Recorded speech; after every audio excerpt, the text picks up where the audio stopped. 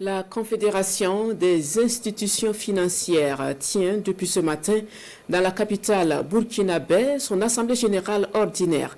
Faut-il le préciser, cette confédération regroupe 6 réseaux de coopératives d'épargne et de crédit en Afrique de l'Ouest. La rencontre de Ouagadougou est donc focalisée sur les activités de la CIF au profit des 5 millions de ses membres et clients. Jean-Eudes Bayala, Sekouzongo. La CIF, la Confédération des institutions financières de l'Afrique de l'Ouest, en assemblée générale ici à Ouagadougou. Une rencontre statutaire pour faire le bilan des activités de l'année 2024, mais surtout définir de nouvelles orientations pour soutenir davantage le développement inclusif.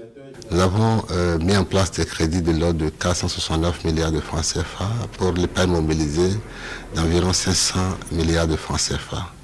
Nous apportons également à l'éducation financière, la formation et surtout, de plus en plus, tout ce qui est information, éducation sur des nouvelles thématiques telles que la santé reproductive et sexuelle, telles que la lutte contre le blanchiment de l'argent et le financement du terrorisme, telles que la prévention du harcèlement et également les violences basées sur le genre. Des actions menées avec l'accompagnement du Fonds des Nations Unies pour la population et bien entendu l'État burkinabé.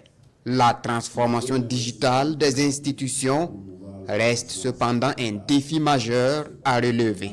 Nous sommes allés chercher un partenaire très innovant pour que vraiment cette dynamique d'autonomisation économique des femmes et des filles soit renforcée.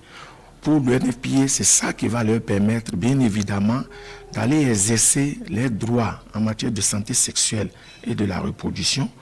Et deuxièmement, de ne plus être victime des violences basées sur le genre. Le gouvernement burkinabé, à travers mon département, reste pleinement disposé à accompagner la CIF dans toutes ses initiatives visant à renforcer la solidité, la crédibilité et l'impact du secteur financier dans nos économies. Cette assemblée générale ordinaire se tient pour la 16e fois, une occasion pour la Confédération des institutions financières de remettre symboliquement du matériel d'une valeur de plus de 139 millions de francs CFA aux bénéficiaires du projet Luxe pour ainsi accélérer la digitalisation de la microfinance au grand bonheur des populations.